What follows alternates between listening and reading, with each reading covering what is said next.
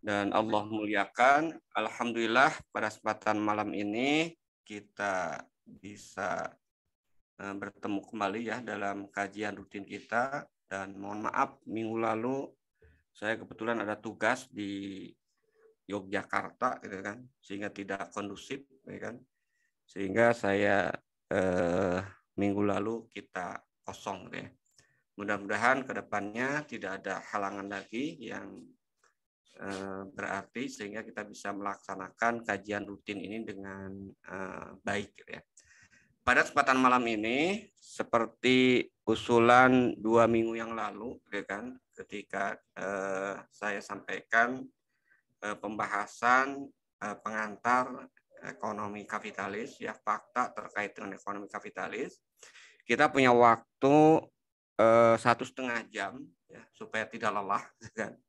Tapi mungkin kita batasi aja, tidak dibatasi oleh materi, mungkin pemaparan saya, kita nanti batasi oleh waktu aja, kurang lebih 40 menit ya, 30 atau 40 menit pemaparan. Nah, nanti kita banyaknya diskusi dengan ikhwan atau Bapak Ibu sekalian, karena saya yakin semua sudah membaca buku karya Syekh Taqiyuddin ini. Mungkin di sini sifatnya lebih pendalaman dan pengayaan ya kan. Dan saya sendiri biasanya ya itu akan lebih paham dan ketika saya bisa menjawab pertanyaan. Ketika saya tidak bisa menjawab pertanyaan berarti saya juga nggak ngerti, dan itu mendorong saya untuk belajar lagi gitu kan. Baik, kita masuk ya. Nanti seperti yang saya katakan tadi, kita sekitar 40 menit ya, atau mungkin juga bisa 30 menit ya, tergantung lah nanti. Kita masuk ke malam ini ya, sebelum nanti kita diskusi ke bagian kritik ya, bagian kritik dari sistem ekonomi kapitalis. Kemarin kita sudah membahas terkait dengan fakta-fakta sistem ekonomi kapitalis. Nah, sekarang kita masuk ke poin yang terkait dengan kritik ya. Baik, kita masuk ke kritik ya, arena kritiknya atau topik yang terkait dengan kritik terhadap sistem ekonomi kapitalis. Jadi di pengantar di buku pengantar sistem ekonomi Islam itu isinya itu ya sebenarnya 2 poin atau 4 poin ya. Yang pertama fakta terkait dengan ekonomi kapitalis, kritik terkait dengan ekonomi kapitalis, yang kedua, yang ketiga fakta terkait dengan sistem ekonomi sosialis dan komunis, dan yang keempat kritik terhadap sistem ekonomi sosialis dan komunis.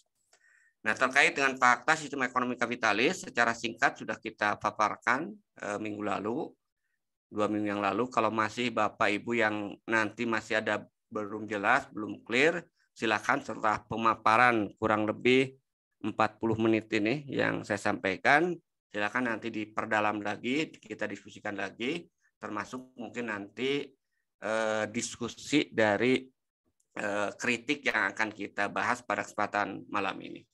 Baik, poin yang pertama dalam kitab Nidhamul Iqtisad ya, sistem ekonomi Islam karya Syekh Taqiyuddin An-Nabhani, ketika mengkritik terkait dengan sistem ekonomi kapitalis, yang pertama kali itu adalah memaparkan kembali fakta ya, ekonomi dalam pandangan kapitalis. Jadi ekonomi dalam pandangan sistem ekonomi kapitalis itu adalah satu ilmu atau satu pengetahuan yang membahas tentang kebutuhan manusia dan sarana pemenuhannya. Jadi poin yang pertama ya, ekonomi dalam pandangan kapitalis itu adalah membahas tentang kebutuhan manusia serta sarana pemenuhannya. Atau dengan kata lain, dalam sistem ekonomi kapitalis, ekonomi itu dibahas dengan satu kesatuan antara produksi barang dan jasa serta distribusi gitu kan. Jadi ketika berbicara terkait dengan barang-barang ya, kebutuhan itu berbicara terkait dengan produksi barang dan jasa. Ketika berbicara bagaimana cara memenuhinya, itu dibahas dalam distribusi. Itu dibahas dengan satu kesatuan. Dengan kata lain, di buku tersebut disebutkan ekonomi dalam pandangan kapitalis itu adalah satu pembahasan antara barang-barang ekonomi, yaitu apa barang-barang ekonomi tadi, barang dan jasa ya yang memiliki nilai ekonomi serta cara memperolehnya. Pembahasannya itu kemudian disatukan. Nah, apa motif nanti kita lihat apa motif ya intelektual kapitalis, dalam hal ini Adam Smith dan juga tokoh-tokoh yang lainnya, ketika mereka membahas ekonomi tidak membedakan antara ilmu dan sistem, gitu kan? Tapi mereka mencampur adukan, menggabungkan. Kalau saya melihat, kalau di buku itu nggak ada itu kan, ini hanya persepsi saya aja. Itu ada dua kemungkinan. Kemungkinan pertama, memang tidak ada kebutuhan, ya, tidak ada kebutuhan yang tegas, jelas dari ekonom kapitalis untuk membedakan antara ilmu dan sistem. Ya. Itu yang pertama. Kemungkinan yang kedua, nah kalau kemungkinan ini adalah kemungkinan suudzonnya, itu kan, boleh kepada orang kafir suudzon, ya kan. Kemungkinan yang kedua itu adalah memang mereka sengaja menutupi, ya, menutupi. Kenapa? Karena ekonomi itu kalau kita lihat, nah kemarin mungkin kita sudah bahas yang di pengantar ya. Jadi salah satu sistem kehidupan yang itu kemudian betul-betul dipelototi oleh Barat sebagai negara-negara penjajah yang mengeksploitasi negeri-negeri yang mayoritas Muslim itu dua, ya, sistem ekonomi dan sistem politik. Ya. Nah, sehingga ketika mereka mengajarkan ke negeri-negeri kaum muslimin, intelektual Muslim, mereka sengaja tidak memisahkan antara ilmu dengan sistem dan membungkusnya ekonomi itu dengan ilmu ekonomi. Kenapa? Karena kalau dijelaskan dijelaskan sistem ekonomi yang disodorkan, ya kan? Nah, ada kemungkinan umat Islam itu kemudian menolak. Nah, itu yang kedua ya, alasan kenapa di kapitalis tidak memisahkan ya. Yang ketiga, memang mereka tidak mampu menjangkau itu. Nanti kita lihat di kritikannya, gitu kan, di kritik yang disampaikan oleh Syekh Taqiyuddin, ketika kemudian tidak dipisahkan antara ilmu ekonomi dan sistem ekonomi, ya, itu ternyata memberikan dampak yang overlap dan tidak fokus dalam menyelesaikan masalah. Jadi dengan kata lain, fakta yang pertama yang kemudian diungkap oleh Syekh Taqiyuddin untuk nanti dikritik adalah sistem ekonomi kapitalis itu tidak membedakan ya, antara ilmu ekonomi dengan sistem ekonomi. Sehingga langsung di buku itu Syekh Taqiyuddin kemudian menyatakan, karena itulah ekonomi kapitalis dari sisi asas pembentukannya aja itu sudah keliru, sudah salah. Nah, mungkin Bapak Ibu bertanya, kok tiba-tiba main judgement salah aja Syekh Taqiyuddin? Karena beliau menjelaskan dari dua sisi ya.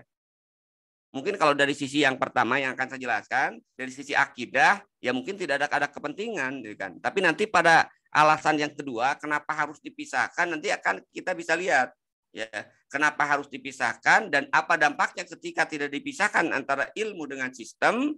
Nah, di situ kita akan melihat letak kesalahan ekonomi kapitalis walaupun dalam perspektif ilmu dan sistem, bukan dalam perspektif akidah. Itu yang pertama ya. Kemudian yang kedua, kita masuk ke kritiknya, ya kan? Kenapa sih harus dibedakan itu kan antara ilmu ekonomi dengan sistem ekonomi?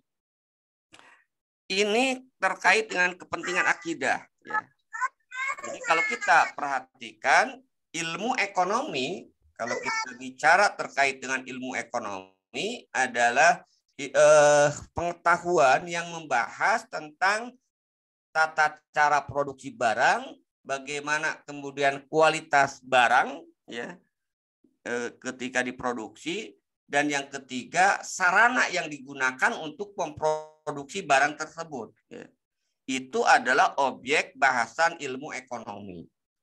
Jadi dengan kata lain berkaitan dengan pengadaan barang dan jasa sebagai alat pemuas kebutuhan. Karena itu ilmu ekonomi itu tidak ada kaitannya atau tidak dipengaruhi oleh keyakinan, pandangan hidup atau ideologi itu kan. Nah, ini kata-kata kunci yang pertama itu kan. Kenapa harus dibedakan antara ilmu ekonomi dan sistem?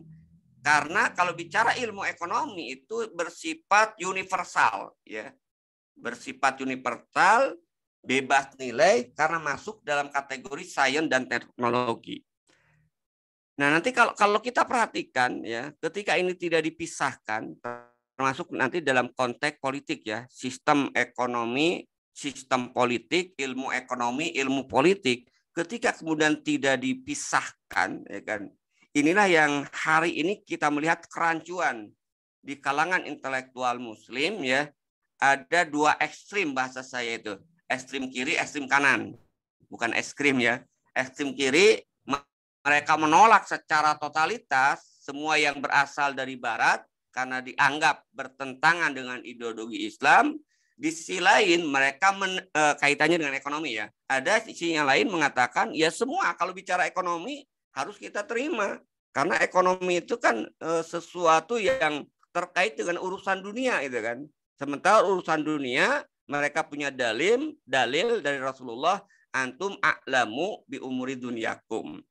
Nah, ini yang pertama ya, terkait dengan ilmu ekonomi yang dibahas dari sebuah objek ekonomi. Yang kedua itu sistem ekonomi. Apa yang dibahas dalam sistem ekonomi? Sistem ekonomi itu membahas terkait dengan distribusi kekayaan. Ya. Kemudian bagaimana mekanisme kepemilikan dan pengaturan kepemilikan. Bagaimana cara memperoleh harta. Bagaimana cara mengembangkan harta dan membelanjakan harta. Nah, karena hal-hal tersebut ya terkait dengan mekanisme kepemilikan, cara mendapatkan harta, bagaimana cara mendistribusikan harta, itu terkait dengan ideologi, dipengaruhi oleh keyakinan. Misalnya tentang kepemilikan ya.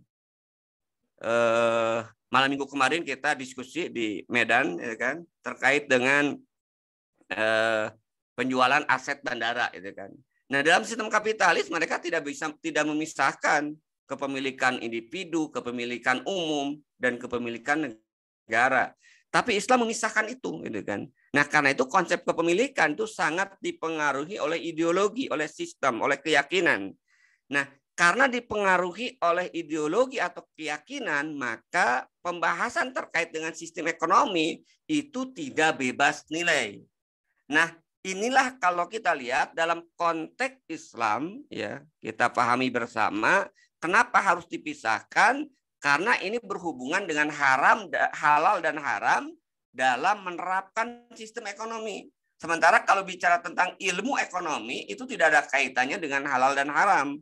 Dalam konteks ini maksudnya bebas nilai, tidak kaitan dengan akidah halal. Itu kan kita menggunakan dari sistem manapun.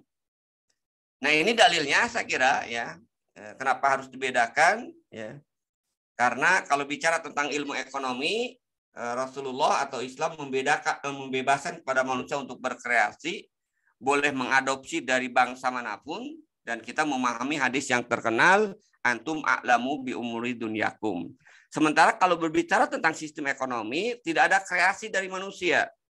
Manusia hanya mematuhi aturan Allah, sebagaimana Allah firmankan dalam Al-Quran surat An-Nahl, dan kami turunkan kepadamu Al-Quran untuk menjelaskan segala sesuatu dan sebagai petunjuk serta rahmat dan pemberi kabar gembira bagi orang-orang Islam.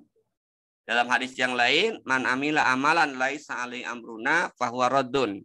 Barang siapa yang melakukan aktivitas yang tidak ada perintah kami atasnya, kata Rasulullah, maka perbuatan tersebut tertolak. Nah, karena itulah kalau bicara tentang ilmu dan sistem, karena bicara tentang halal dan haram, indikatornya itu adalah maslahat. Indikatornya itu adalah halal dan haram. Tapi kalau tidak dipisahkan antara ilmu dan sistem, ya, indikatornya itu manfaat. Seperti kemarin ya, Bapak Ibu yang mengikuti diskusi di penjualan saham bandara, semuanya itu alasan itu manfaat. Padahal kalau dalam Islam, fokus itu adalah halal dan haram. Kalau haram, walaupun ada manfaat, jelas harus ditinggalkan, karena pasti ya, di masa yang akan datang, atau secara hakikatnya, di situ ada kemudaratan. Nah, inilah pentingnya kita membedakan ilmu ekonomi dan sistem ekonomi. Yang kedua, nah ini baru kita bicara tentang fakta ya. Kalau tadi dari sudut pandang akidah ya, kita harus memisahkan antara ilmu dan sistem karena ada kepentingan akidah. Nah, sekarang dari sisi fakta ekonomi itu sendiri ya. Ketika kemudian sistem dan ilmu itu tidak dipisahkan, tidak dibedakan, padahal harusnya dibedakan ya. Maka ketika pembahasan ilmu ekonomi dan sistem ekonomi itu tidak dipisahkan, ya, apa yang terjadi? Pertama jelas keliru. Kenapa? Karena ada karakteristik yang berbeda antara ilmu dengan sistem, tentu tadi ya. Yang kedua, pembahasan terjadi overlap. Ya. Nanti pada akhirnya tidak fokus dalam menyelesaikan masalah. Contoh gitu kan, ketika mengentaskan masalah kemiskinan. Apakah masalah kemiskinan itu sumber masalahnya itu adalah kelangkaan barang dan jasa atau masalahnya itu adalah distribusi gitu kan. Nah, ini nggak fokus. Kenapa? Karena tidak dipisahkan antara ilmu dengan sistem. Tidak dipisahkan antara pembahasan kebutuhan manusia dengan benda sebagai alat pemuas kebutuhan. Akhirnya apa? Penyelesaian masalah itu tidak fokus. Kenapa? Ya karena masalahnya tidak dijelaskan secara clear gitu kan, tidak dijelaskan mana yang menjadi objek ilmu ekonomi, mana yang kemudian menjadi objek sistem ekonomi. Keduanya dicampur adukan. Itu saya kira yang pertama itu kan, kritik Syekh Taqiyuddin An-Nabhani terkait dengan fakta pembahasan dalam sistem ekonomi kapitalis ketika mereka tidak membedakan antara ilmu dan sistem. Yang kedua, ya, kritik Syekh Taqiyuddin dalam buku itu ya, itu terkait dengan problem ekonomi kelangkaan. Ya. Nah, untuk mempermudah ya diskusi kita, saya tandaskan kembali ya, atau saya sebutkan kembali yang nanti akan menjadi titik kritik ya terkait dengan kekeliruan memandang problem ekonomi itu kelangkaan ya, dalam memandang problem ekonomi itu kelangkaan ya. Syekh Taqiyuddin mengkritik dalam dua konteks. Pertama terkait dengan kebutuhan dan yang kedua tadi terkait dengan kelangkaan sebagai problem ekonomi. Nah, apa yang dikritik? Ada 4 poin yang saya baca di situ yang terkait dengan kebutuhan dan kelangkaan yang dikritik oleh Syekh Taqiyuddin.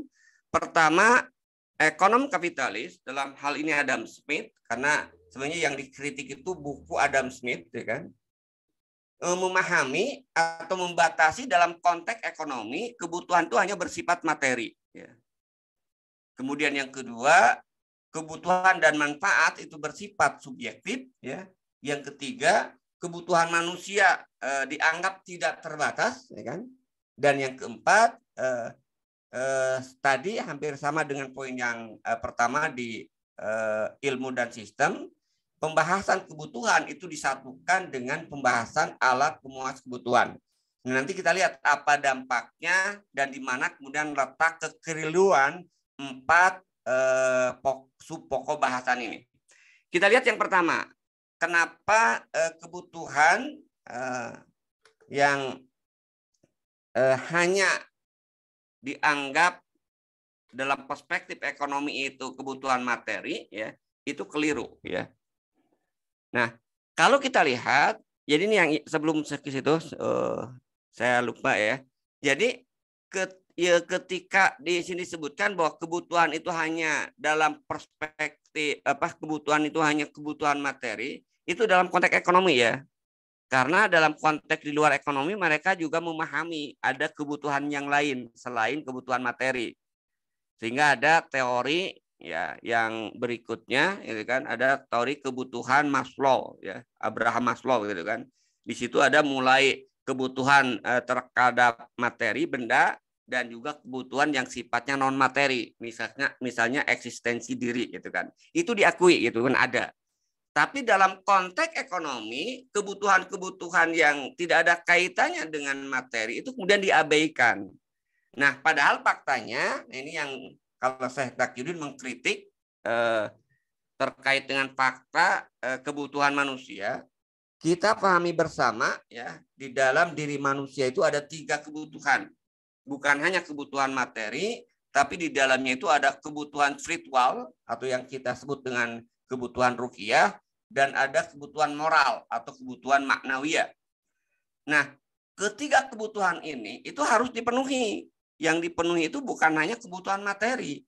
Nah, karena itu kalau kita lihat ketika ekonom kapitalis membahas kebutuhan manusia hanya dibatasi dengan kebutuhan yang bersifat materi, akibatnya apa? Ini dampaknya. Dampaknya itu adalah sistem ekonomi kapitalis melihat manusia itu hanya bersifat materi semata. Dia tidak pernah memperhatikan aspek-aspek non-materi ketika berbicara tentang ekonomi, gitu kan. Ketika membahas terkait dengan kebutuhan, ketika membahas terkait dengan perilaku ekonomi, itu tidak dibahas hal-hal yang sifatnya non-materi dari sisi manusia. Contoh itu kan, ini saya contohkan, saya tunjukkan bahwa yang ada di benak para kapitalis ketika berperilaku atau mengambil keputusan ya dalam bidang ekonomi itu semata-mata nilai materi, walaupun kalau kelihatan sepintasnya itu seolah-olah ada istilahnya itu memenuhi kebutuhan moral, ya kan? Contoh, Bapak Ibu sekalian, ikhwan akhwat rahimakumullah, ketika perusahaan-perusahaan menjelang Idul Fitri atau dulu ya sebelum ada COVID ya, menjelang Lebaran hari raya, biasanya perusahaan-perusahaan itu memberikan bantuan dalam bentuk mudik bersama. Ya. Mungkin ya pernah dengar lah ya. Jadi setiap hari raya Idul Fitri beberapa perusahaan mengadakan kegiatan action itu mudik bersama.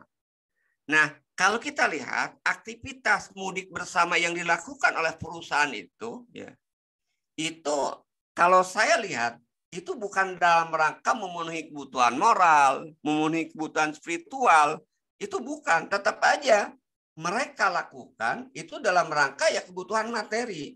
Apa buktinya bahwa dorongan perbuatan mereka ketika membantu ya para pekerja atau siapapun ya itu untuk mudik bersama, difasilitasi, dikasih sumbangan dan sebagainya, tetapi tetap motivasi mereka itu adalah bukan motivasi spiritual, bukan motivasi moral, tapi motivasinya itu adalah materi. Apa buktinya?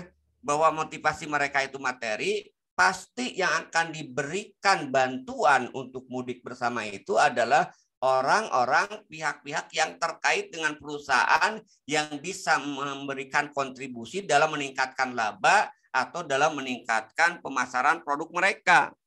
Misalnya perusahaan jamu, maka yang diajak mudik itu adalah mereka para penjual jamu gendong, gitu kan.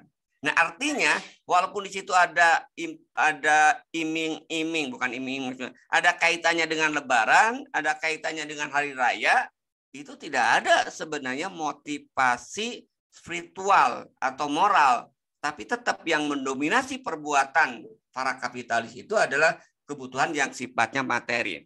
Nah, karena itu kalau kita lihat ketika ekonomi kapitalis memandang dalam konteks perilaku ekonomi kebutuhan itu hanya kebutuhan materi, jelas ini sangat berbahaya.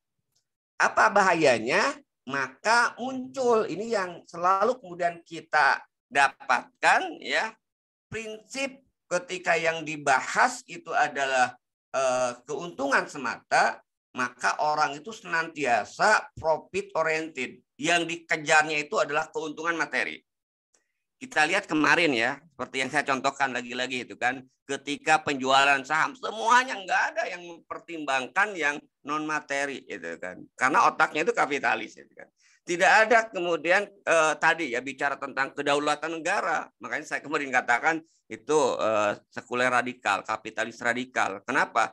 Karena kapitalis Amerikanya sendiri itu kan itu masih memperhatikan ada industri-industri strategis yang membahayakan kedaulatan, itu tidak boleh diserahkan kepada asing. Nah, tapi Indonesia tadi itu kan lebih kapitalis dibandingkan negara kapitalis itu sendiri. Nah, apa dampaknya ketika kebutuhan hanya dilihat dari aspek materi? Bahayanya tadi senantiasa yang mendorong aktivitas itu adalah profit oriented, yang terjadi ini ya akan menghalalkan segala cara.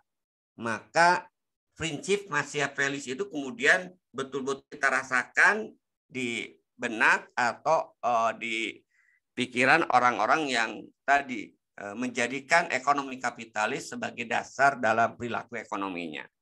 Sementara dampak yang lainnya ketika yang dikejar itu adalah materi semata, profit oriented, yang terjadi eksploitasi sumber daya manusia. Inilah yang setiap saat sering kita saksikan ada demo buruh ya, demonstrasi dari para buruh, aksi mogok ya kan. Kenapa? Karena mereka merasa dieksploitasi. Ya. Misalnya saya dapat edaran, nggak tahu benar atau tidak atau hoax atau bukan, ya. Serikat Pekerja Pertamina akan melakukan mogok massal gitu kan, dan memberikan surat kepada masyarakat. Kenapa mereka melakukan itu? Karena merasa mereka dieksploitasi gitu kan. Dan kita tahu gitu sekarang ya, pengelola BUMN itu semuanya itu adalah pikirannya itu kapitalis gitu kan. Kemudian yang kedua, terjadi kerusakan sosial. Pasti bisa kita saksikan ketika ada pembangunan pabrik, di situ yang terjadi biasanya sering diikuti dengan kerusakan sosial, lingkungan sosial. Ya. Kenapa? Karena ketika mereka melakukan pengaturan kerja, misalnya itu kan, mereka tidak pernah mempertimbangkan dampak sosial. Misalnya ada ibu-ibu yang sudah punya keluarga, itu kan, karyawan di perusahaan itu, dia bisa ya lembur semalaman, bahkan bisa jadi banyak lemburnya daripada lembur malam daripada siang. Nah, ketika istri-istri ini kerja malam, suami kan dibiarkan kedinginan, ya, terjadilah masalah sosial. Dan bagi mereka tidak peduli, gitu kan? Kenapa? Karena yang mereka pikirkan itu adalah profit dan profit, ya kan? Dan yang ketiga, kerusakan lingkungan. Nah, hari ini kita saksikan, ya kan, yang sangat nyata di depan kita, misalnya perusahaan-perusahaan sawit, ya kan? Jadi pemalakan hutan ya yang dilakukan untuk menanam pohon sawit ya dengan sasarannya minyak, itu kan produksi minyak goreng atau minyak kebutuhan rumah tangga itu kan. Nah, kita bisa saksikan kan dampaknya itu adalah banjir terjadi di mana-mana. Kenapa? Karena mereka tidak pernah memperhatikan itu. Yang penting itu adalah keuntungan. Makanya terjadilah ironis yang kedua. Indonesia itu adalah negara yang memiliki lahan sawit yang begitu luas, tapi harga minyaknya itu sangat mahal. Jadi akhirnya lagi-lagi masyarakat rakyat hanya mendapatkan kerusakan-kerusakan yang terjadi. Itu yang pertama ya, kritik dari Syekh Taqiyuddin terkait dengan pandangan kapitalis yang membatasi kebutuhan itu hanya bersifat materi. Kemudian yang kedua yang dikritik oleh Syekh Taqiyuddin dalam kitab itu adalah melihat atau menilai kebutuhan itu manfaat dan kebutuhan itu bersifat subjektif ya. Nah, kenapa bersifat subjektif? Kita bisa lihat ininya, alur berpikirnya itu kan.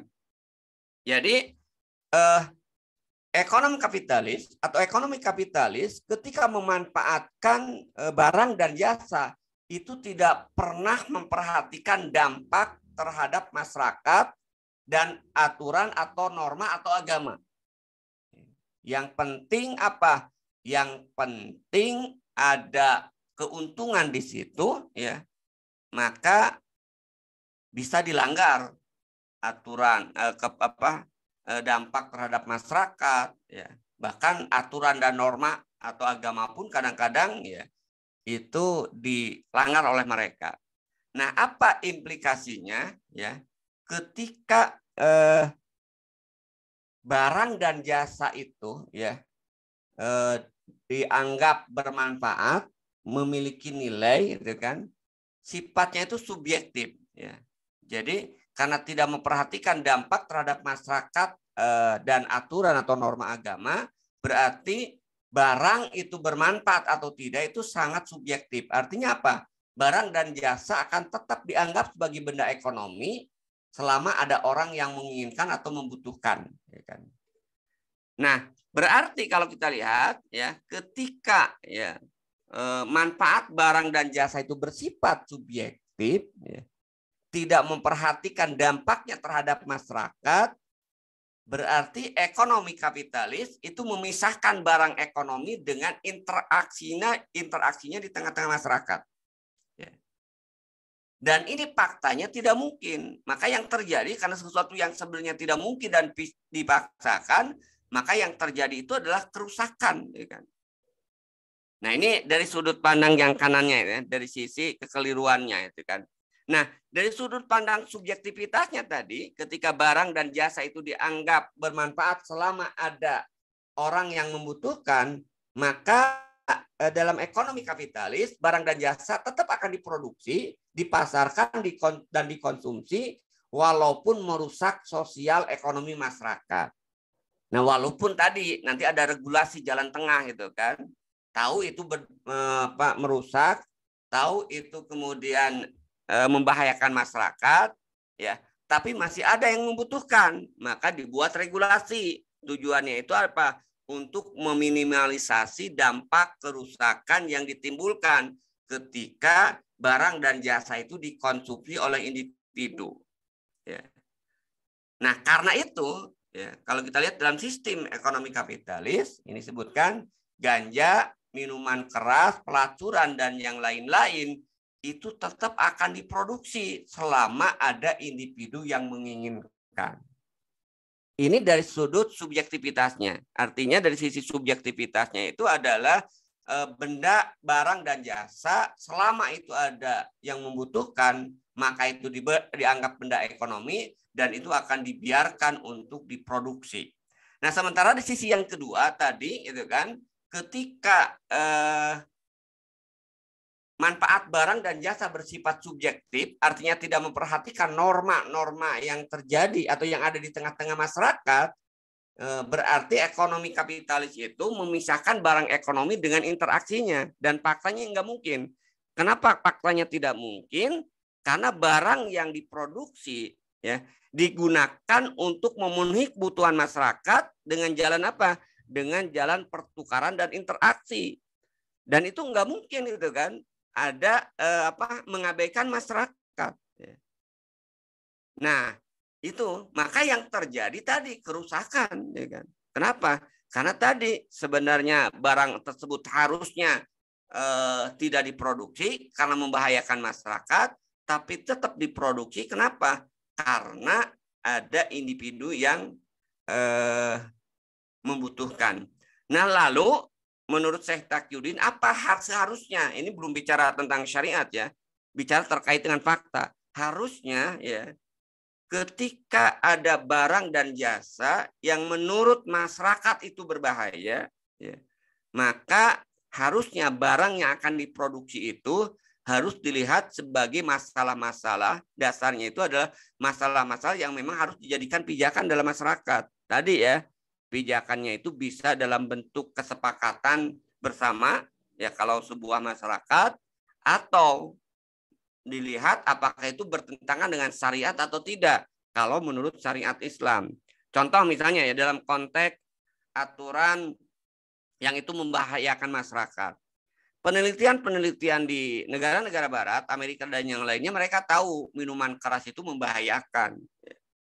Ganja itu kemudian membahayakan, ya kan? Termasuk juga pelacuran. Ya. Mereka tahu itu membahayakan, ya kan?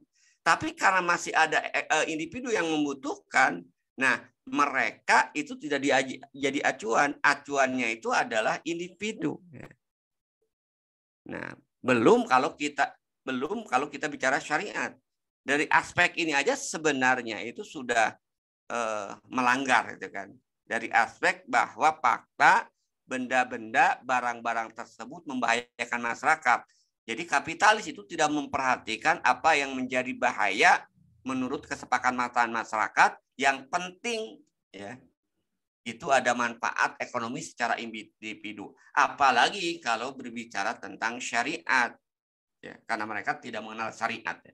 Itu saya kira kritik yang kedua ya dari Syekh Taqiyuddin terkait dengan manfaat dan kebutuhan yang sifatnya itu subjektif ya. Yang ketiga, kritik, nah ini masuk ke inti problem yang pertama itu kan dalam sistem ekonomi kapitalis ya, kelangkaan sebagai problematika ekonomi gitu kan. Jadi tadi bicara tentang kebutuhan kembali itu kan. Jadi kenapa kemudian muncul bahwa kelangkaan itu sebagai problem ekonomi ya, dengan mengatakan bahwa kebutuhan manusia itu tidak terbatas, ini keliru. Kelirunya di mana? Nah, ini dijelaskan oleh Syekh Taqiyuddin. Kelirunya itu adalah kalau kita berbicara tentang kebutuhan manusia, kemudian barang dan jasa, ya kita lihat ini karena kritiknya diawali dengan kebutuhan manusia yang tidak tepat, ya oleh analis ekonom kapitalis. Nah, faktanya kalau kita bicara tentang kebutuhan manusia, itu kan ada dua. Ada kebutuhan manusia yang sifatnya kebutuhan pokok, sandang, pangan, dan papan. Ini memiliki karakteristik wajib dipenuhi bila tidak akan menimbulkan masalah, jumlahnya terbatas, dan bersifat tetap. Dari masa ke masa, dari sejak zaman Rasulullah, bahkan mungkin dari sejak zaman sebelum itu kan, yang namanya kebutuhan pokok manusia itu tetap sandang, pangan, dan papan. Ya. Kemudian yang kedua, manusia itu memerlukan kebutuhan pelengkap, sekunder dan tersier. Dibagi dua ya, kedua ya, kelompok yang kedua, yaitu sekunder dan tersier. Ini memiliki karakteristik tidak harus dipenuhi ya. Dan ini akan senantiasa meningkat, berubah bukan meningkat sorry, akan terus bertambah ya, sesuai dengan perkembangan sains dan teknologi.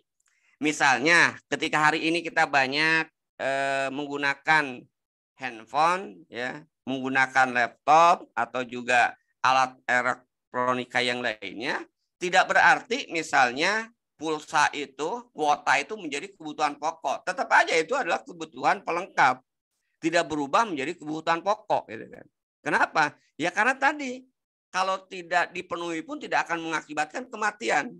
Walaupun mungkin mati gaya gitu kan, tapi tidak membawa kematian secara fisik. Karena itu nggak bisa berubah gitu kan, bahwa kuota atau apa istilahnya itu charger itu menjadi kebutuhan pokok. Tetap aja itu sifatnya kebutuhan pelengkap baik sekunder maupun tersier.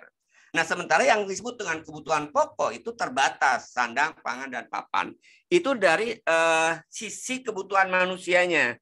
Sementara dari sisi barang dan jasanya, dalam konteks ini kalau kita lihat, sumber daya ekonomi, ya, resources yang ada di dunia itu cukup tersedia. Ya.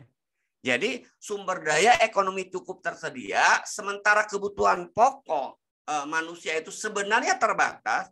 Yang tidak terbatas itu nanti itu adalah kebutuhan pelengkap tadi. Sementara kebutuhan pokok manusia itu terbatas. Sumber daya ekonomi tersedia, maka sebenarnya keliru ketika menetapkan bahwa kelangkaan itu sebagai problem ekonomi. Ya. Lalu problem yang sebenarnya seperti apa, gitu kan? Jadi problem ekonomi yang sebenarnya menurut Syekh Taqiyuddin, dan ini kalau kita lihat sesuai dengan fakta, ya kan? Ketika barang dan jasa, ya, untuk memenuhi kebutuhan pokok manusia itu tersedia, ya, sementara kebutuhan manusia, kebutuhan pokok itu terbatas individu, ya.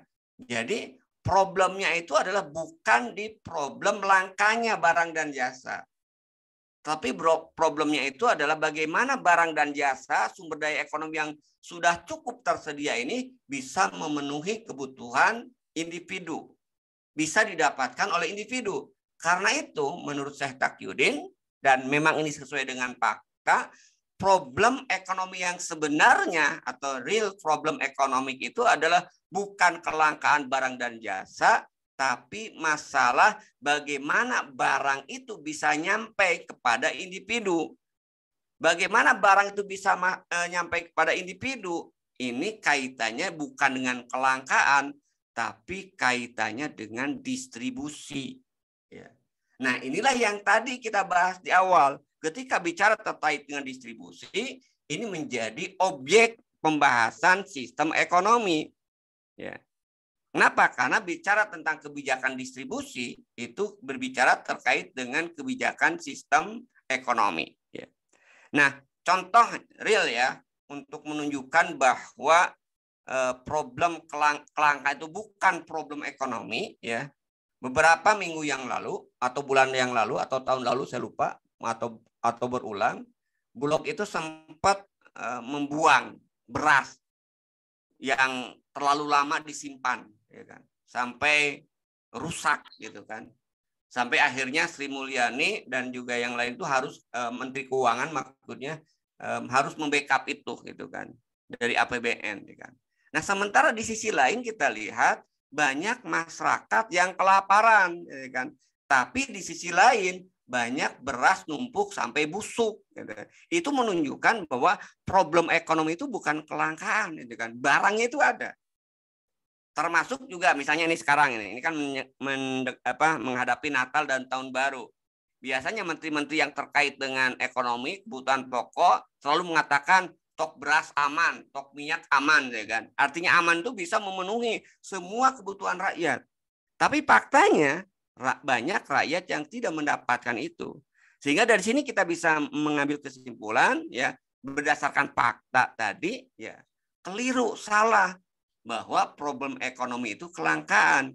Justru problem ekonomi itu adalah bagaimana ya barang dan jasa yang sudah tersedia itu bisa kemudian terdistribusikan atau nyampe kepada individu.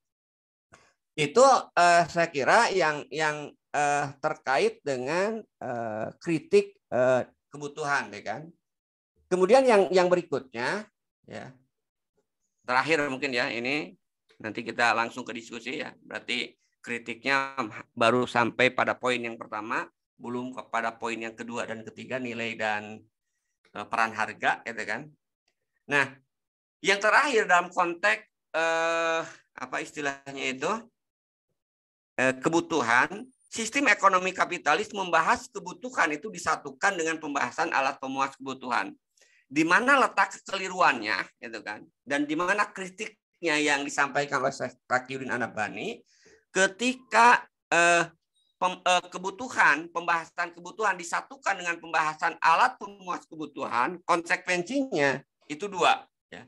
Pertama, ya berarti pembahasan ekonomi fokusnya itu kepada barang dan jasa sebagai pemuas kebutuhan, bukan kepada manusianya.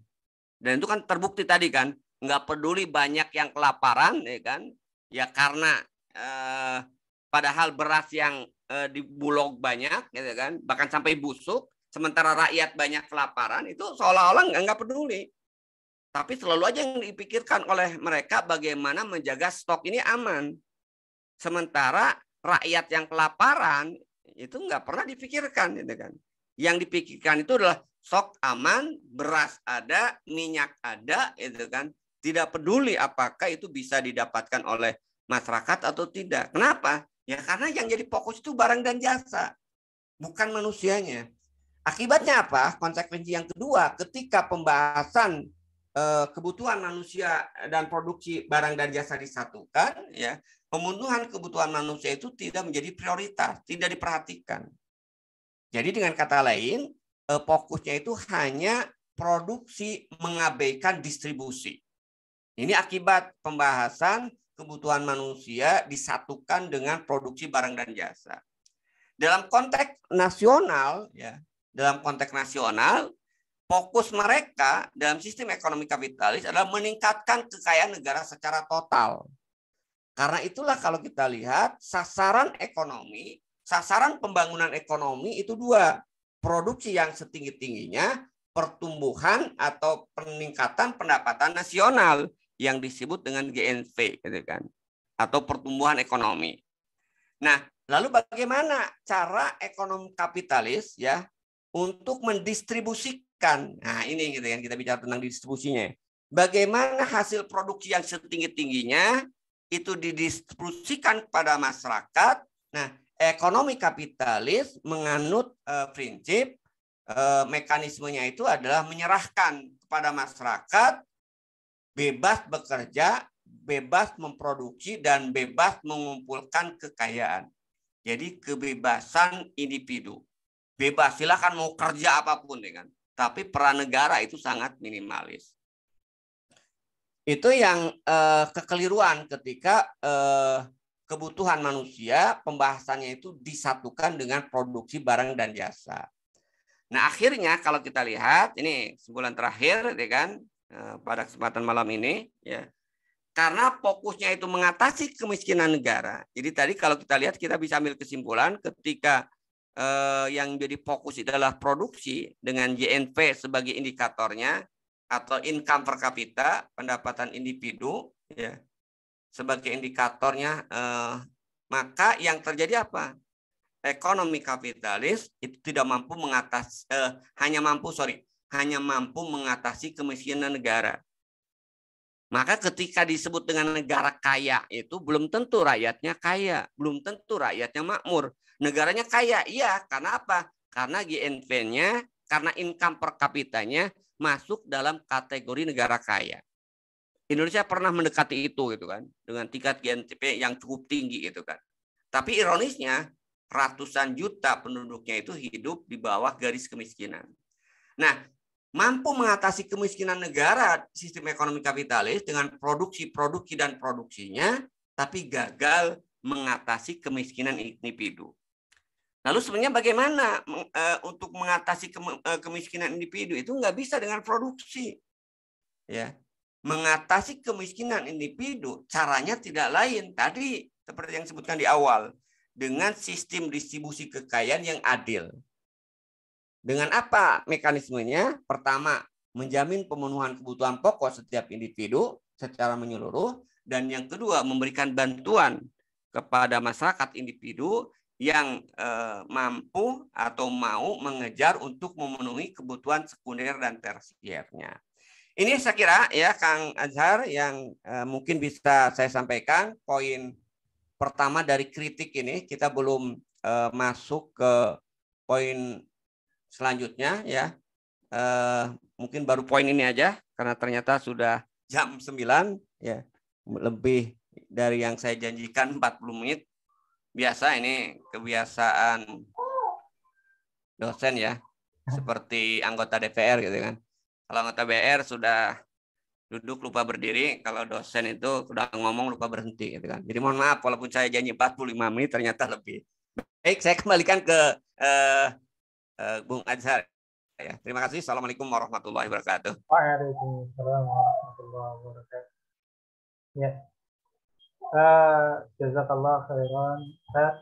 Jadi ini masih kritik di poin pertama terkait dengan pemenuhan kebutuhan akan barang dan jasa yang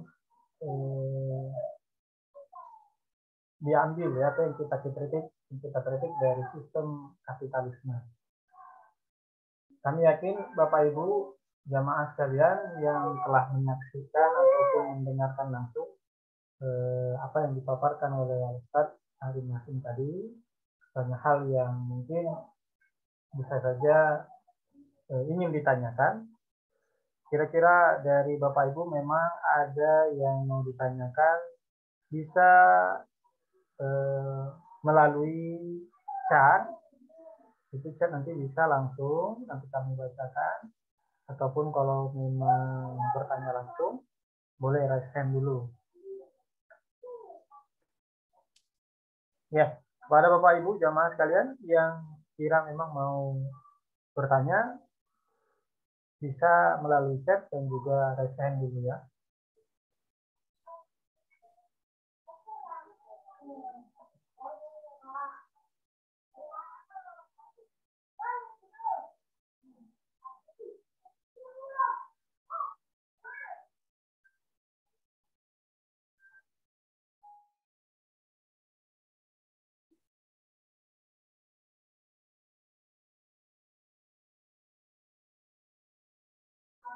Iya, dari Ibu Linda ya, raise hand. Boleh Bu, silakan kalau memang mau bertanya langsung, buka saja soundnya. Ya, silakan Bu. Baik, Assalamualaikum Ustadz. Waalaikumsalam warahmatullahi wabarakatuh. Mau bertanya terkait sistem ekonomi kapitalis yang kaitan antara kekayaan negara tadi, meningkatkan kekayaan negara dengan meningkatkan produksi. Mohon dijelaskan Ustadz, karena saya juga nggak paham ini yang ininya. Terima kasih Ustadz. Ya, dari Bu Linda ya, kaitan peningkatan kekayaan negara dengan peningkatan jumlah produksi. Iya, baik ya. Mungkin saya sedikit ulangi ya. Jadi ini kan berawal dari problem ekonomi. Itu yang saya katakan tadi kan, paradigma yang keliru ya, maka solusinya juga keliru gitu kan. Jadi kan paradigmanya itu para ekonom yang mengambil kebijakan di negara-negara kapitalis termasuk di kita itu menganggap problem ekonomi itu kelangkaan. Karena problem ekonomi itu kelangkaan, berarti solusinya apa? Ya, solusinya itu kan berarti mengadakan agar tidak langka gitu kan. Misalnya problem ekonomi itu adalah kelangkaan beras. Maka solusinya apa? Produksi sebanyak-banyaknya beras. Baik dengan jalan menanam atau dengan jalan impor gitu kan. Itu solusi ya kan. Solusi untuk apa? Untuk mengatasi kelangkaan. Nah, itu dalam konteks mikronya ya. Dalam konteks makronya nanti indikator keberhasilan ekonomi ya untuk mengatasi problem ekonomi tadi, kelangkaan itu dihitung ya atau dinilai berdasarkan produksi nasional ya, produksi nasional bruto istilahnya itu kan, JNV gitu kan. JNV itu apa yang dihitung? Semua komponen itu kan, mulai produksi kemudian juga nanti ada upah dan sebagainya lah gitu kan. Nah, dari JNV ini atau pendapatan nasional ini ya, nanti dihitungkan semua total, pendapatan total masyarakat Indonesia. Ya. Nah, nanti pendapatan total masyarakat Indonesia itu dibagi dengan jumlah penduduk. Dibagi dengan jumlah penduduk, nanti muncul yang disebut dengan income per kapita, pendapatan per individu. Nah, ketika pendapatan per individunya tinggi, ya, katakanlah tahun berapa ya? Saya contohkan ya, lupa ya. Income per kapita Indonesia itu, ini contoh ya, tahun 2021 lah, 2020 ya, karena ini 2021 belum tuntas. Income per kapita ya, tahun 2020 di Indonesia itu ya turun katanya ini kan, itu senilai 3.870 US dollar. Jadi kita hitung ya. Jadi berarti pendapatan income per kapitanya gitu kan, kalau 3.870 US dollar ya, ini berarti kalau pendapatan nasionalnya atau produksi nasionalnya itu tinggal kalikan aja dengan jumlah penduduk ya. Dengan jumlah penduduk, maka dengan pendapatan segini 387.000 US dollar ya, itu Indonesia itu masuk negara menengah ke atas ya. Artinya mendekati negara kaya gitu kan. Kita lihat, hitung coba.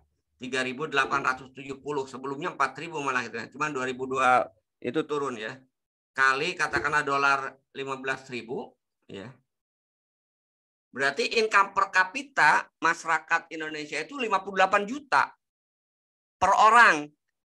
kalau saya di keluarga itu ada 5 orang, gitu kan, ada 5 orang, berarti 1 tahun penghasilan saya menurut perhitungan kapitalis itu, ya, itu kalau dikalikan 5, ya, berarti 300 juta. Wah, itu kan sudah sangat makmur itu kan, 300 juta itu kan, kebutuhan itu.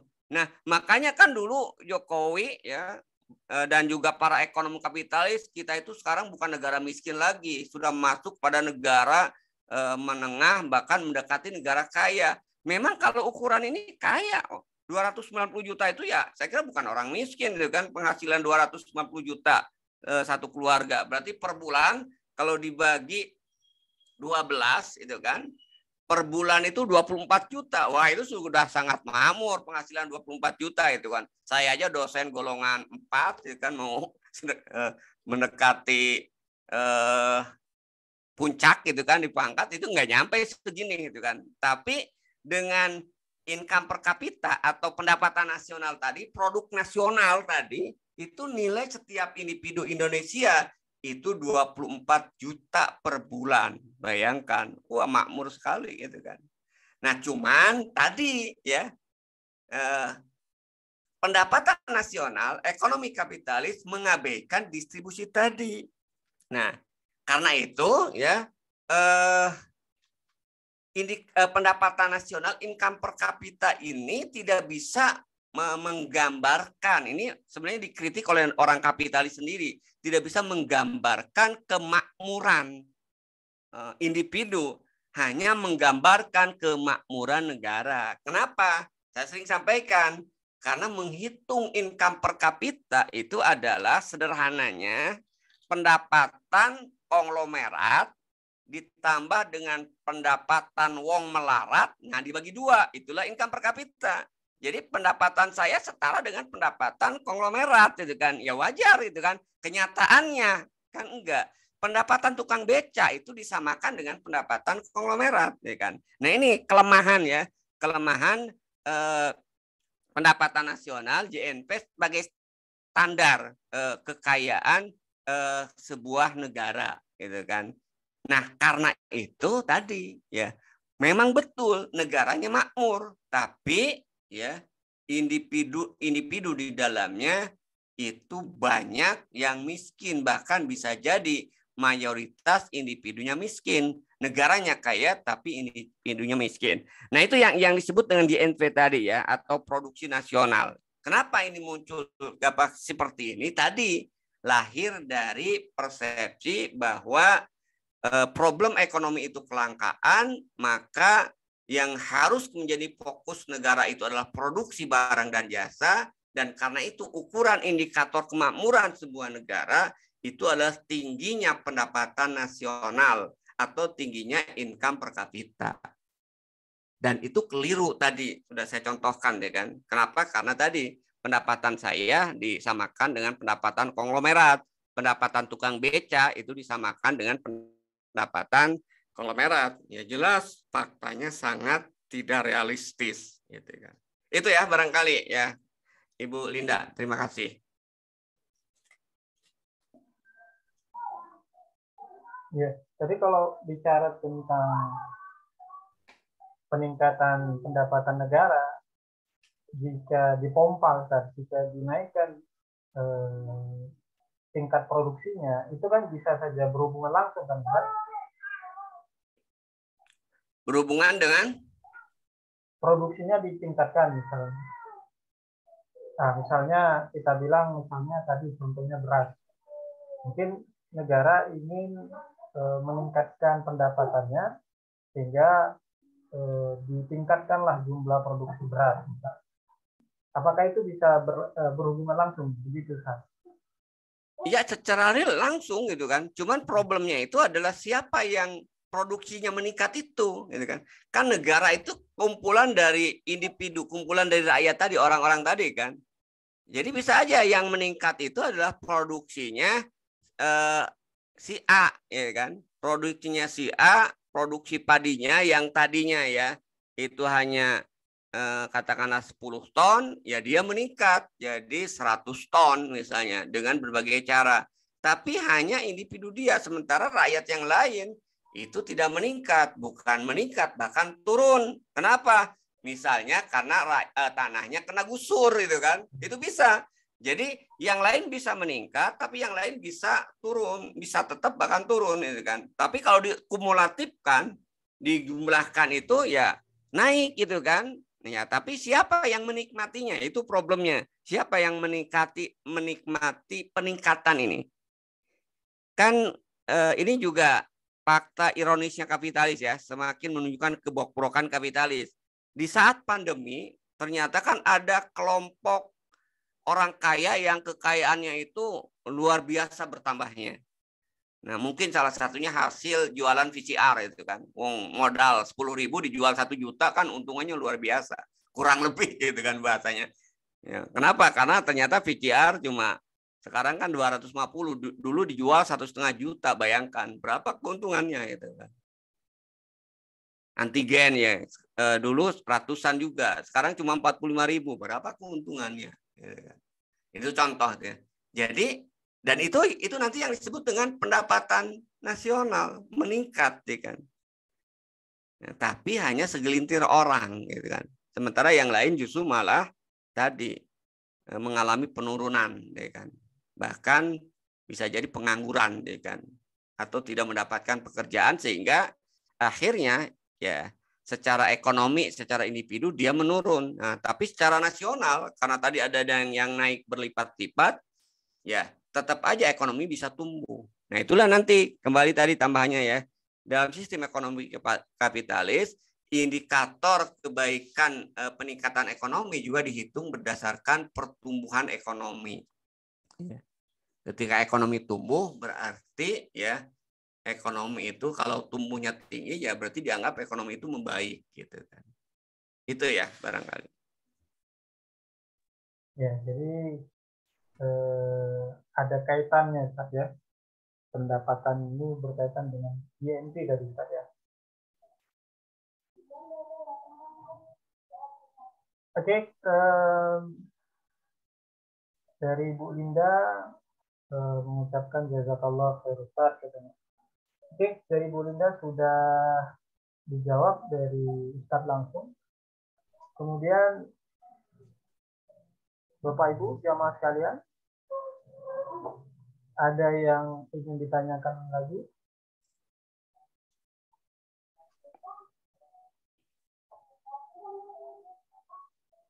Oke, dari ini raise hand dengan nama Ibu Rahma Ummu Hisham. Ya, kepada Ibu. Silakan Bu. Ya, terima kasih Ustaz kesempatannya. Jadi kan Ustaz ini mengenai fakta kebutuhan manusia. Yang dijelaskan mengenai kebutuhan manusia itu kan ada kebutuhan jasmani dan ada naluri. Nah, ini bedanya gimana penjelasannya Ustaz? Terima kasih Ustaz. Iya. Assalamualaikum.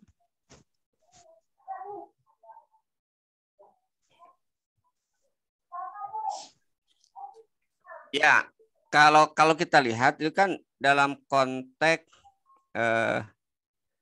materi ya, sebenarnya kalau dalam ini kan pembedaan dari sisi lain ya kan, dari sudut pandang lain ya. Karena nanti jasmani dan naluri gitu kan, kebutuhan fisik, kebutuhan jasmani dan kebutuhan naluri itu nanti juga ada yang kebutuhan materi, ada kebutuhan yang sifatnya non materi ya. Misalnya yang ini kan, ketika berbicara terkait dengan jasmani tadi makan, minum itu ya kebutuhan yang masuk dalam kategori materi ya. Menikah juga masuk dalam kebutuhan materi gitu kan. Tapi dalam naluri nanti ada kebutuhan ya dalam bentuk eksistensi diri ya, pengakuan ya. Nah, itu tidak diakui dalam sistem ekonomi kapitalis. Jadi aktualisasi diri itu bukan bagian dari kebutuhan materi yang diperhitungkan dalam sistem ekonomi kapitalis. Kebutuhan bahwa manusia itu butuh pahala lah katakanlah ya, dengan memberikan sodakoh itu tidak diakui dalam sistem ekonomi kapitalis, gitu kan. Kenapa?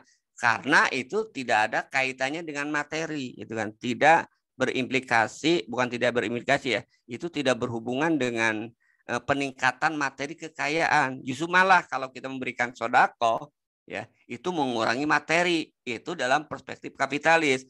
Karena itu sodakoh ataupun hibah, ya motivasinya jelas ketika pun itu ada. Lagi-lagi kan kalau saya katakan tadi kan, ketika itu ada pun motivasinya itu bukan motivasi non materi, ya motivasinya itu adalah motivasi materi, gitu kan. Ketika sodakoh maupun juga hibah misalnya. Contoh misalnya ya, dalam konteks ini saya contohkan langsung gitu kan, di perusahaan. Di perusahaan itu ada yang disebut dengan CSR ya, dana CSR ya, dana Corporate Social Responsibility. Dan itu juga diwajibkan oleh pemerintah, sekian persen laba perusahaan itu harus kembali ke masyarakat dalam bentuk peduli lingkungan. Nah, jelas motivasi mereka itu bukan dorongan amal, ya kan, untuk mendapatkan pahala. Kenapa mereka mau mengalokasikan CSR? Tujuannya apa? Agar masyarakat yang miskin tadi, yang terkena dampak kerusakan oleh perusahaan itu tidak merugikan materi tidak merugikan perusahaan. Ya. Contoh ini dulu ada apa istilahnya itu contoh nyata itu kan. Kebetulan ada misalnya di perusahaan itu melakukan pengeboran air untuk kepentingan pabriknya. Karena ada pengeboran air oleh perusahaan dengan menyedot sumber air di lingkungan perusahaan itu, apa dampaknya terhadap masyarakat? Debit air turun, ya kan? Ketika debit air turun itu kan, mereka masyarakat kan kesulitan untuk mendapat air kan, yang biasanya cukup menggali 10 atau sekian meter dapat air, karena disodot oleh pabrik, maka jadi turun sehingga masyarakat harus menggali lebih dalam. Nah, ini untuk mengatasi protes gitu kan, yang itu berdampak misalnya masyarakat meledogan pabrik gitu kan. Nah, mereka memberikan bantuan air misalnya 1 titik misalnya diberikan gratis kepada masyarakat. Nah, tujuan mereka memberikan air, sodako air kepada masyarakat itu bukan untuk mendapatkan pahala. Tadi tujuannya agar ya masyarakat di sekitar itu tidak merugikan secara materi dengan protes, dengan melempari pabrik gitu kan. Nah, itu yang dimaksud bahwa dalam sistem ekonomi kapitalis tidak ada nilai non materi dalam perilaku yang dilakukan oleh mereka. Semuanya itu motivasinya itu adalah materi. Nah, itu saya kira ya. Jadi kaitan dengan jasmani dan naluri itu kan ya. Nah, bahkan kalau kita lihat ini mungkin di luar konteks ya. Ini tapi ada hubungannya itu kan. Salah satu juga kekeliruan ya ketika memang kebutuhan itu, ini sudut pandang lainnya, ada kebutuhan jasmani, ada kebutuhan rohani. Nah, itu lain lagi pembahasannya itu kan.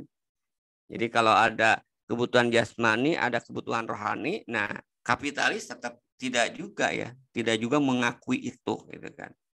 Jadi dalam konteks ekonomi ya mereka hanya mengakui semata-mata ya dorongan manusia berbuat itu adalah dorongan materi. Tapi bukan berarti tadi, yaitu makanya sebenarnya dari fakta ini aja sudah rancu dan sudah salah ya ekonom kapital itu. Karena di sisi lain juga mereka mengakui faktanya bahwa kebutuhan manusia itu tidak hanya yang bersifat materi, ada kebutuhan manusia yang non materi. Makanya saya katakan tadi kan intelektual kapitalis lainnya Abraham itu membuat hierarki ya kebutuhan manusia, dari mulai kebutuhan fisik sampai yang tertinggi itu adalah aktualisasi diri ya. Berarti kan kebutuhan manusia itu tidak hanya bersifat materi sebenarnya. Nah, cuman pembagian kebutuhan ini ya itu tidak digunakan dalam mengambil keputusan terkait dengan subjek ekonomi. Tetap dalam pengambilan keputusan dalam masalah ekonomi yang menjadi perhatian itu adalah ya hal-hal yang bersifat materi. Yang namanya non materi itu tidak pernah kemudian dipikirkan. Saya kemarin itu nggak bisa ngisi itu di Jogja itu ikut pelatihan certified financial planner gitu kan. Wah, itu 2 minggu saya dicekoki kapitalis gitu kan. Jadi yang dibicarakan itu bagaimana hidup tenang di masa tua kaya, kekayaan meningkat terus ya, yang dibahas asuransi, saham dan sebagainya, kapitalis semua gitu kan. Nah, nggak ada sama sekali ketika membahas tentang perencanaan keuangan, aspek-aspek yang sifatnya non materi itu nggak ada. Tidak misalnya untuk mendapatkan pahala nggak ada sama sekali itu kan. Semuanya itu yang dipikirkan itu adalah uang, uang, uang, kerja, kerja, kerja, itu aja gitu kan. Nah, tapi apakah mereka tidak istilahnya itu tidak memperhatikan masalah yang tadi itu kan ibadah yang lainnya ya ada, tapi dalam konteks ekonomi itu tidak masuk gitu kan. Tidak masuk pertimbangan dan perhitungan. Gitu kan. Nah itu contoh nyata juga itu kan. Jadi memang ya dalam konteks ekonomi ya termasuk dalam kehidupan yang mereka pikirkan itu ya materi dan materi gitu kan. Walaupun kenyataannya juga ada kebutuhan selain dari kebutuhan materi. Itu ya barangkali ya dari Ibu Rahmah. Terima kasih.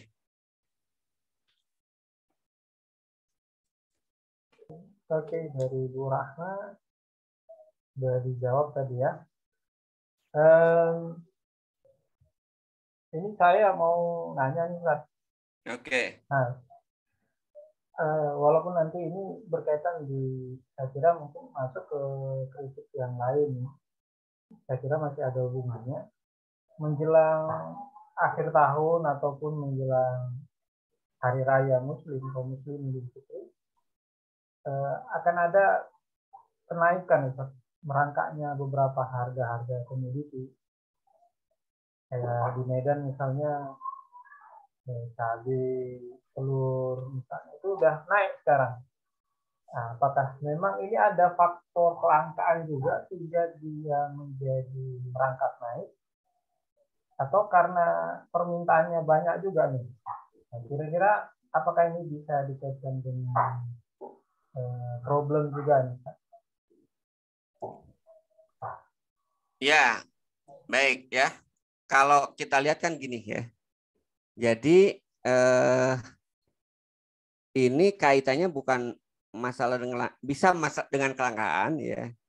Tapi kalau ini kan fenomena tahunan, fenomena rutin ya kan. Fenomena rutin ya yang sudah bisa diantisipasi. Sebenarnya di sini adalah permainan terkait dengan peran harga. Jadi konteksnya bukan terkait dengan masalah kelangkaan, walaupun mungkin ada unsur kelangkaan, tapi biasanya itu tidak dominan ya kan. Kalau menjelang hari raya, menjelang tahun baru dan Natal, karena disitulah para kapitalis, para perusahaan memanfaatkan karena ada ini kan hukum permintaan penawaran ya kan. Karena ada permintaan meningkat, nah itu tadi kan dalam ekonomi kapitalis karena itu diserahkan kepada mekanisme pasar ya. Ketika ada permintaan meningkat, maka sementara penawaran tetap ya pasti harga akan naik ya. Itu saya kira konsekuensi logis sebenarnya ketika menyerahkan itu semua kepada mekanisme pasar gitu kan. Pasti ya karena di situ ada peningkatan permintaan sementara penawaran ya itu biasanya relatif tetap walaupun meningkat tidak sebanding dengan peningkatan permintaan, maka konsekuensinya itu pasti akan mengalami kenaikan ya kan. Jadi problemnya itu adalah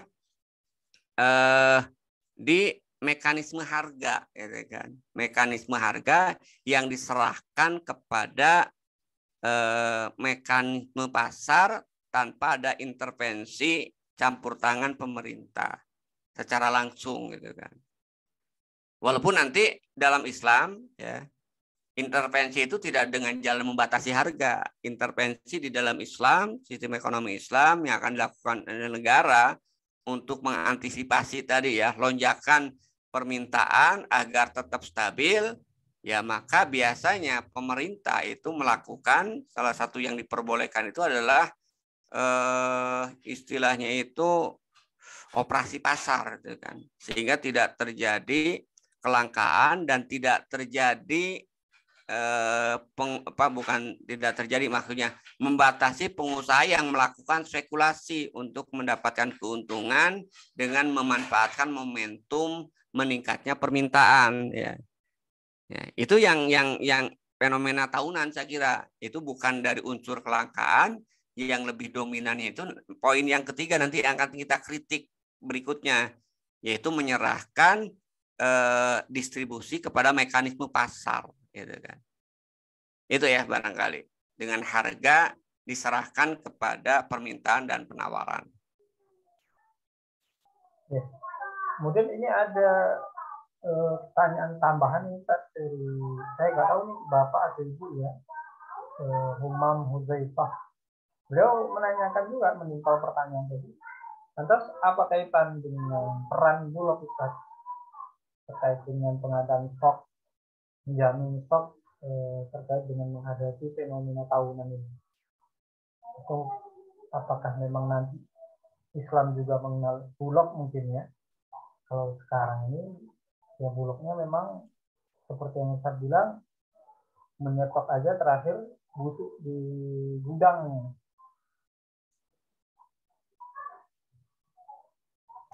Oke. Bentar. Bagaimana apa pertanyaannya? Bentar. Bagaimana kaitannya dengan peran Bulog yang menjamin stok barang tersedia ketika fenomena tahunan ini?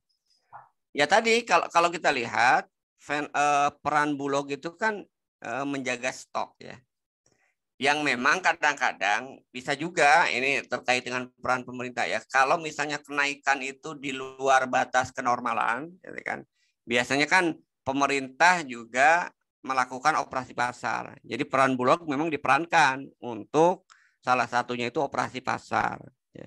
Walaupun kadang-kadang juga operasi pasar juga tidak hanya main-main kadang-kadang itu kan, karena juga pembelinya juga kadang-kadang tidak tepat sasaran. Tapi kan sebenarnya peran Bulog itu di situ gitu kan. Ya, untuk operasi pasar atau tadi sebenarnya menjaga stok. Cuman tadi itu kan ketika Bulog diperankan sebagai menjaga stok ya. Stok itu tidak diikuti dengan tugas ya yang mewajibkan untuk mendistribusikan kepada rakyat yang membutuhkan. Jadi semata-mata tadi dalam rangka menghitung stok dibandingkan dengan kebutuhan, gitu kan. Misalnya gini, diperkirakan ini dulu yang ketika zaman normal, kalau sekarang kadang-kadang tidak peduli, yang penting ada impor, walaupun sudah overload ya produksi dalam negeri karena ada mafia impor, karena ada rente, tetap aja impor itu dilakukan, gitu kan. Nah dulu itu kan peran Bulog itu kan sebenarnya ketika dibentuk ya tadi dalam rangka mengamankan stok nasional, gitu kan. Ya misalnya itu kan dulu ketika panen raya itu kan, ya, panen raya ya agar petani tidak terlalu drop, gitu kan terkait dengan harga padi, gitu kan. Biasanya Bulog itu memerankan membeli barang dengan harga yang wajar, membeli hasil petani itu kan, gabah dari petani. Karena kalau diserahkan semata-mata kepada tengkulak, gitu kan, ya, biasanya mereka main harga untuk mendapatkan keuntungan, sehingga harga padi itu biasanya sangat-sangat jatuh, ya kan. Sementara di musim pacekliknya itu kan musim kemaraunya justru harganya itu tinggi, sehingga terjadi selisih yang sangat besar antara musim panen raya dengan musim kemarau. Nah disitulah peran Bulog gitu kan dulu itu, jadi untuk menjaga tadi dari satu sisi menjaga stabilisasi harga, di sisi lain untuk menjaga stok agar kebutuhan pokok itu tersedia. Cuman tadi ya pola pikir ya tadi dengan kerangka ekonomi kapitalis ya. Jadi membeli stok, menjamin stok itu bukan untuk memenuhi kebutuhan individu, tapi untuk memenuhi kebutuhan masyarakat. Sekali lagi ya. Jadi membuat stok barang itu bukan untuk menjamin kebutuhan individu, tapi untuk menjamin kebutuhan pokok masyarakat. Gitu kan. Misalnya gini, bedanya itu kan. Misalnya kebutuhan beras Indonesia itu per tahun itu kan katakanlah 132 juta ton beras ya, misalnya itu kan. Nah, sekarang produksi berapa kira-kira itu kan? Misalnya produksi dalam negeri hanya mampu ya karena sekarang banyak impor terus, misalnya katakanlah 120 ton misalnya. Berarti kan ada 12 ton yang harus disediakan ya kan untuk menjaga stok agar kebutuhan masyarakat itu kemudian terpenuhi. Nah, dulu biasanya Bulog ini diperankan untuk impor Bulog gitu kan. Kalau misalnya ada kebutuhan tadi. Kalau sekarang kan bisa swasta juga yang impornya kan. Kalau dulu biasanya di monopoli itu oleh Bulog gitu kan. Nah, tapi ketika mengimpor, mengamankan stok ini untuk mengamankan kebutuhan nasional tadi, kebutuhan masyarakat, itu nggak peduli dengan kebutuhan individu gitu kan. Makanya yang penting barang itu ada di gudang Bulog gitu kan. Berarti kebutuhan nasional tercukupi sehingga ketika masyarakat membutuhkan ya nanti akan dikeluarkan oleh Bulog gitu kan dengan mekanisme tadi bisa untuk apa istilahnya itu menstabilkan harga atau memang juga untuk mendapatkan keuntungan dengan menjual kepada masyarakat, yaitu dilakukan oleh Bulog. Tapi nggak pernah ya stok yang ada di Bulog itu digunakan untuk menjamin kebutuhan individu. Misalnya yang kelaparan nggak bisa minta ke Bulog gitu kan. Saya lapar nggak punya beras, datang ke Bulog itu nggak bisa gitu kan. Harus beli itu kan. Kecuali kalau ada program politik, bansos misalnya. Itu kan ya hanya sewaktu-waktu gitu kan. Tapi bantuan yang sifatnya rutin, terstruktur seperti dalam sistem ekonomi Islam, di mana Baitul Mal itu betul-betul menjadi penjaga gawang gitu kan, bagi setiap kebutuhan pokok individu, siapapun yang kelaparan, siapapun yang tidak bisa memenuhi kebutuhan pokoknya, dia bisa datang ke Baitul Mal, kepada penjaga tadi stok barang tadi. Nah, tapi dalam kapitalis nggak bisa, termasuk Indonesia. Nggak bisa orang kelaparan datang ke Bulog gitu. Jangankan minta, mungkin bertemu aja dengan pimpinannya nggak bisa gitu kan. Nah itu, jadi peran Bulog itu dalam konteks sistem ekonomi kapitalis, termasuk di Indonesia itu ya tadi hanya sebatas bertanggung jawab untuk mengamankan stok nasional, gitu kan. Agar teorinya itu agar masyarakat tidak ada yang kekurangan, tapi nggak peduli kalau ada masyarakat yang kelaparan gitu kan, itu maksudnya. Wallahu a'lam.